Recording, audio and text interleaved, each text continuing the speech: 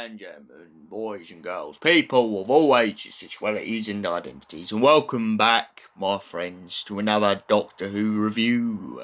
And today's review is none other than Doctor Who, the Fugitive Doctor, Dead or Alive. So without further ado, without beating around the bush, let's get right into the story. Our Doctor is on the run again, in flying solo. The Doctor seems to be getting chased down once again by Cosmonaut, and Cosmonaut uses a kind of time ram, which hits the TARDIS, wham, and it causes the TARDIS to start fizzing up with all of its energy, and the Artron starts to spark everywhere. This causing the Doctor a lot of annoyance. She decides to land on a cloud, hoping that hopefully that energy will dissipate. But little does she realise, once getting into contact with the British military, because they start shooting at her, that accidentally one of the fighter pilots seems to have gone into the time storm. Now it's her mission to chase down this rogue pilot and find out exactly where he's gone, what he's doing, and why he's doing it. When she tracks him down, it turns out that he has been sent back in time to the Punjab. His first year, I'm not going to get right on the ball because I'm really bad at dates, but I'm going to say it was somewhere in BC. He goes back in time to Alexander the Great, and when the Doctor catches up with him, she says, whatever you do not land. And of course, he's very confused by this. Why can he not land in a time period before his time? She points out because of the whole causal nexus of time and reality. If he lands, he's going to affect history. And if he affects history, then it's going to have reciprocations into his own decade going forward. So he agrees not to land. The Doctor gets captured by Alexander the Great. She has to try and convince him that she is some kind of soothsayer.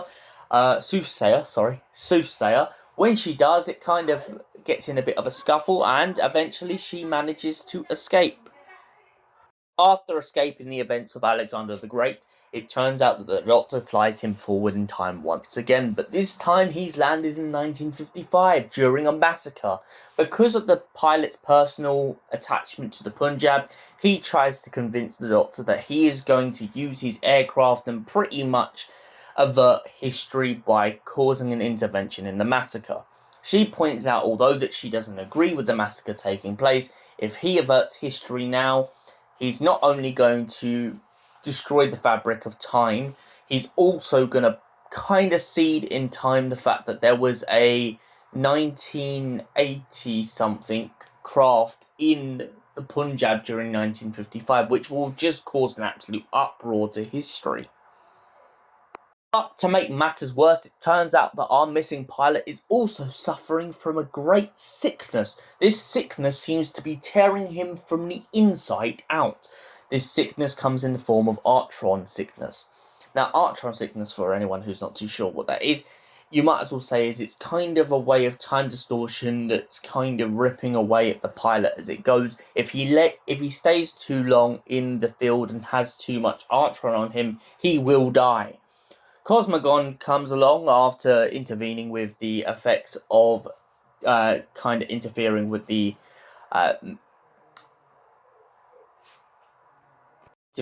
flying squad, decides to come into the time and try to catch up with the pilot. Upon catching up with the pilot, she points out that she only has two options in her mind. She either shoots the pilot down and corrects history in its natural timeline, or she waits for the Doctor to find some other solution in hopes that hopefully the pilot will survive. The Doctor comes up with a solution and slowly but surely manages to let the pilot survive by using the Artron energy against Cosmogon. After Cosmogon kind of locks onto the TARDIS, the pilot uses the energy against Cosmogon and sets the Doctor free. The second story in this box set, called The Junkyard Loop, is where the Doctor lands on the planet and kind of has a bit of a reunion with one of her old Division buddies. Turns out the Division abandoned her friend there with memory-sucking leeches, which seem to have slowly been trying to fight their way in. The Doctor's old nifty friend, who also coincidentally seems to have invented a sonic screwdriver, which kind of plays with canon a little bit here, points out the fact that she's been using everything in her grasp to stay away from these leeches. Cosmogon turns up and tries to capture the Doctor, alongside a bunch of Division operatives. A bunch of Division operatives capture the Doctor and begin to go on at the Doctor about a grey man. The Doctor has no clue who they're talking about, as a lot of their memories are missing. The Doctor and their associate eventually break away from the Division operatives and manage to find their escape route. Once they find their escape route, they find themselves trying to figure out a situation. Either they leave the Division operatives to die at the hands of the soul-leeching leeches, or they help them out and hope they live another day. The Doctor takes the nicer route and decides to help out her old associates, even though she loathes having to do anything with them. In this case, it means the Doctor gives herself up to Cosmo, whilst her friend gets away. The final story in this box set is the Hereafter.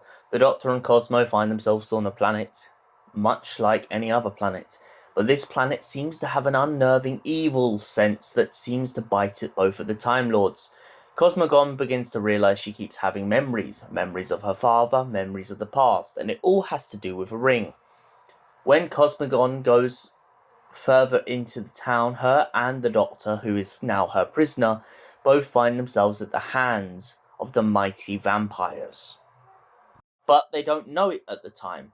Turns out a bunch of scared villagers have been chucking their dead in the river, and the Doctor and Cosmogon become very self-conscious and start to begin to question exactly what's going on.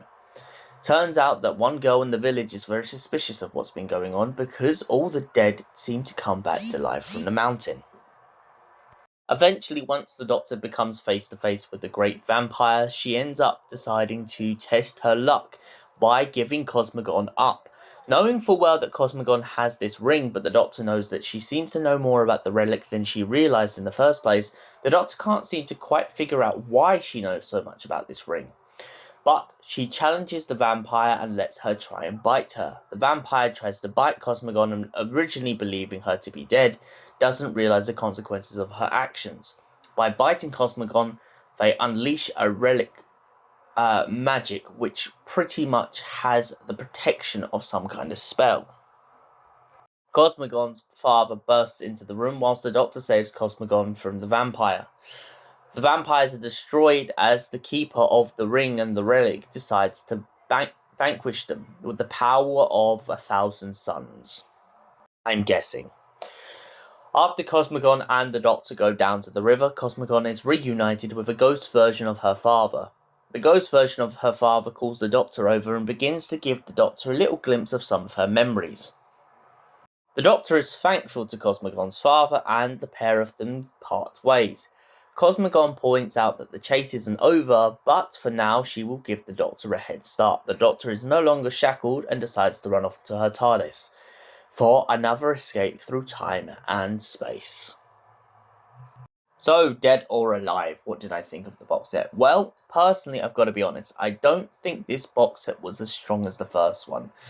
I feel like the first one definitely had a lot of ground to it, and it was very strong. It brought in the Daleks, it brought in the Time Lords, it brought in a lot of other elements, and I feel like this box set wasn't necessarily bad, but it definitely had a lot to live up to after the events of the previous one.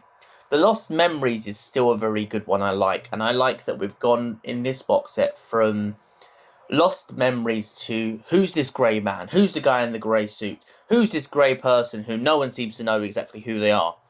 I've been suspecting whilst listening to this box set due to my recent reading of Lungbarrow that maybe the grey man is the other. Maybe the grey man is an incarnation of the Doctor that the Doctor just can't quite remember.